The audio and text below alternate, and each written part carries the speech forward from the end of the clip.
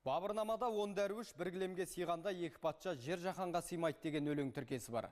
Күллі әлемге үстемдік ету, өзіңді зор, өзгені қор санау пиғылы талай соғыстың себепкері болды.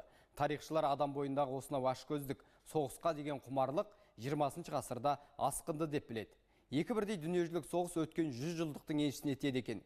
Демек, жұмыр басты пенде үшін ол ғылыми техникалық өрлеу кезеңі ғана емес, қанмен боялған дәуір. Осы апта жарты әлем екінші дүниежүзілік соғысты есіне алды. Жеңіс күнін тойлады.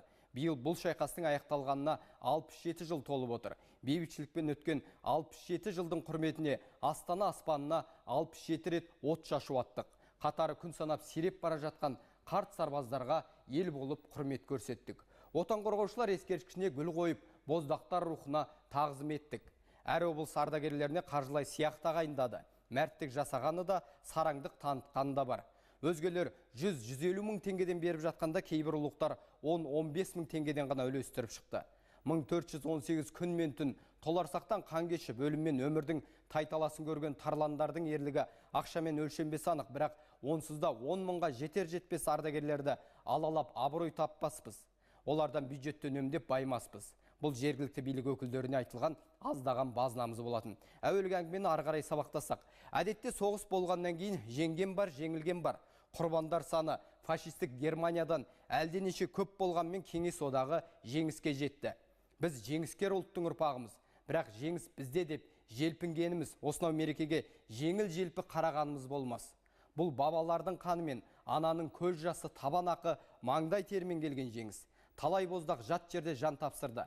Қазақстаннан 2 миллионға жуық адам әскер қатарына шақырылса, соның жартысына жуығы майдан даласынан қайтпай қалды. Ішінде Баубектей ақыны, Рамазан Елебаевтай композиторда, әншісі де, ғалымы да бар еді. Демек, небір Абай мен Шоқандар немістің оғына байланып кете барды. 37 жылғы репрессиядан кейін ұлттық генофондымызды осылайша тағы бір ойсыратып алдық. Сондықтан 9 мамыр күнтізбеде қызылмен белгіленіп тұрғанмен, оның қазақ баласы үшін қаралы таңбасы барын ұмытпайық. Жалпы бізде жеңіс берекесі отан қорғаушылар күнімен қапталдасып келеді. Аралары бір-ақ күн. Сондықтан ел жұрт қос мерекені бөле жармай бірге тойлайды үнемі. Бірақ бұрындары 7 мамырдың ресми мәртебесі жоқ болатын. Қазақстан қарулы күштерінің 20 жылдығына орай президент жарлық шығарды. Енді бұл күнде өзге мерекелермен теңеседі.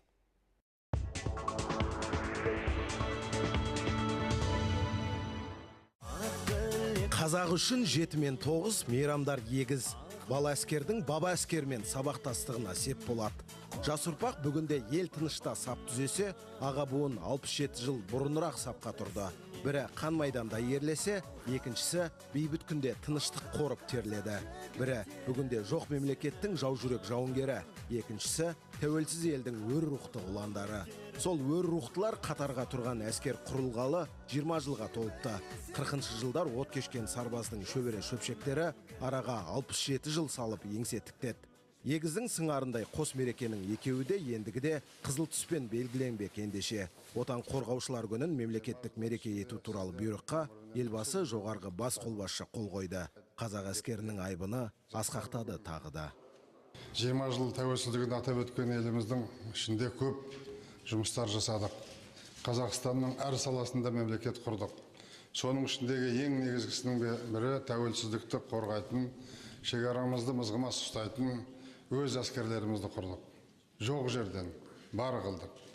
Сондықтан осы отырған біздің қарулы күштердің қызметкерлері, құқық қорғау органдарының қызметкерлері барлығын 20 жылдың ішінде өсіп, осындай дәрежеге келдіңдер. Қазір біз мемлекет таныған мерейлі мемлекетіміздің әскерінің әлеуетін жоғарлатып отырмыз. Біздің сарбаздар мен сардарлар тәуелсіздікке қорған бола білді осы жылдардың ішінде.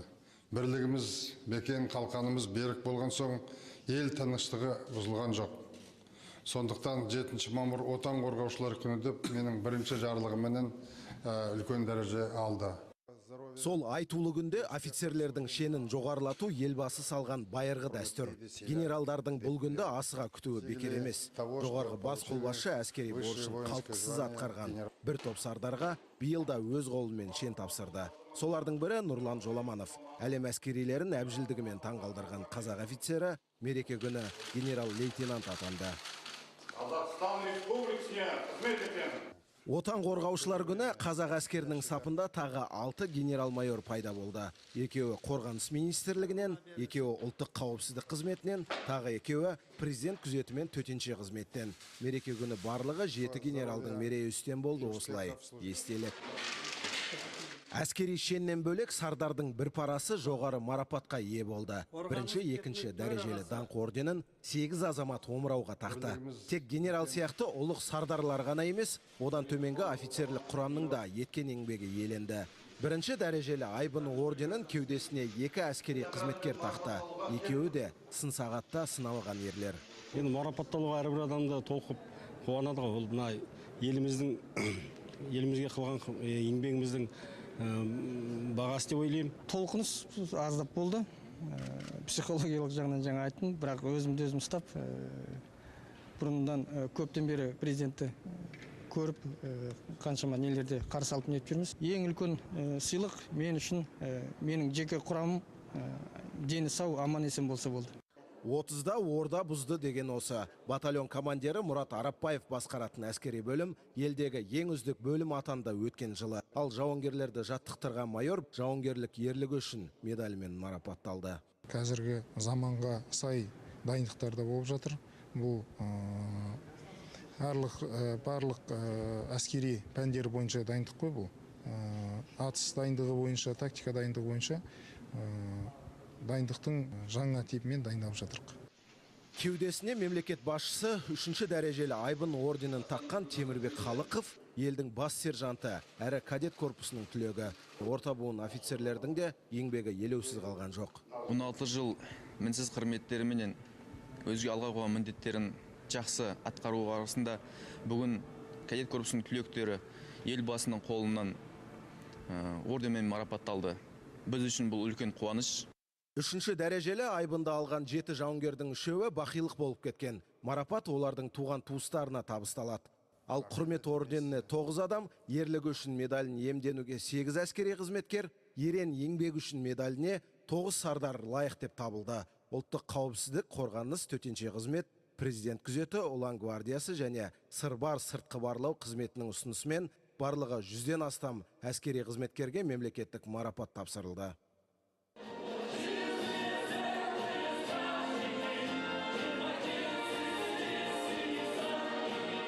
Марапат соңы түстен кейінгі мерекелік концертке ұласты. Мемлекет басшысы қатысқан шарада қорғаныс министрі осы уақытқа дейінгі ел әскері бағындырған белестер мен алынған асулар жайын баян етті. Сіздерді мерейлі мереке отан қорғаушылар күнімен шын жүректен құттықтаймын. Еліміз аман, жұртымыз тыныш болсын. Қарулы күштеріміздің қуаты нығайып, айбыны асқақтап, даңқы арта берсін. Тәуелсіздігіміз мәңгілік болып, елбасымыз жасасын. Құдайға рахмет, екінші елбасыға рахмет. Біздің Қазақстанымыз егемендігінің арқасында қарулы күштер күні 7 мамыр күні болып атқанына. Себебі осы күні мен өзім туған күнім. Сондықтан бүкіл қазақстандықтарға жақсылық аманшылық тілеймін. Отанымызда аманшылық, қуаныш болсын, жақсылық болсын. Балалары 7 мамырда марапатталған бабалар бүгінде 9 мамырда мерейлі болды. Олар шинель орнына ақшапан киді, қару орнына орден медаль тағынды. Әскери әнді бейбіт күннің әнұранына ауыстырды.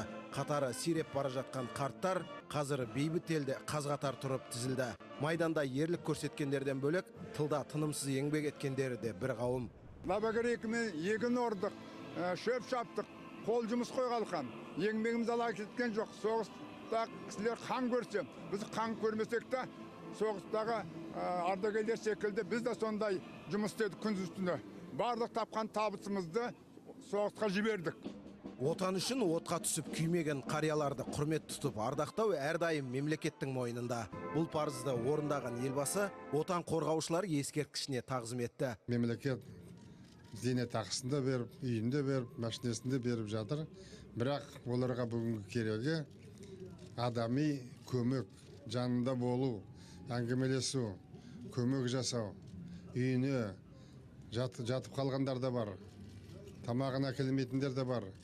Үйін жинасуға, жанында болуға адами көмек көрсетіп көңіл бөлу керек деп санаймын.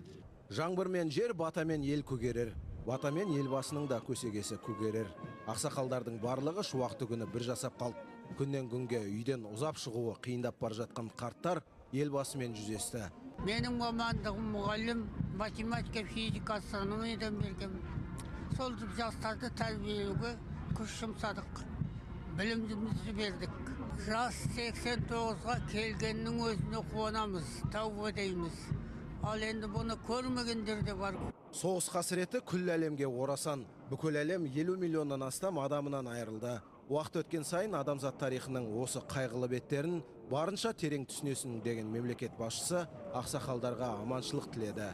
Дәстүрлі әскери дастарханнан дәм татып, майдан тақырыбындағы әндер тыңдады. Соғысқа қазақ жерінен 1.800.000 сарбаз аттанды. Олардың жартысы елге оралған жоқ. Олар сол тұста дәл осы сияқты бота тірсек бозбала еді. Үйленем деді, шаңырақ құрам деді, артында ұрпақ қалдырам деді. Әттең бұл армандары орындалған жоқ. Ендеше 9 мамыр бұл ең алдымен сол бозбала, бозақтардың рухына тағзым етудің қасиетті қастерлі азалы күні. Баба ерлігі балаға өнеге. Жас ұрпаққа отаншылдық рухты сіңдірудің ұтымды тәсілін мемлекет басшысы айтты. 9 мамыр күні жақындағанда әр атана өз перзентін ескерткіштерге апарып, гүл шоқтарын қойғаны ғанибет. Одан қалды мұражайдағы жәдігерлермен танысып, жауынгерлер ерлігін санаға сіңірген абзал. Әуесбайдың қанаты Жайнагүл Төлеміс, Мөлдір Нұрман, Мұрат Сүйіншібайұлы, Қайрат Ізбасар, Жасұлан Жақсай, Апта KZ.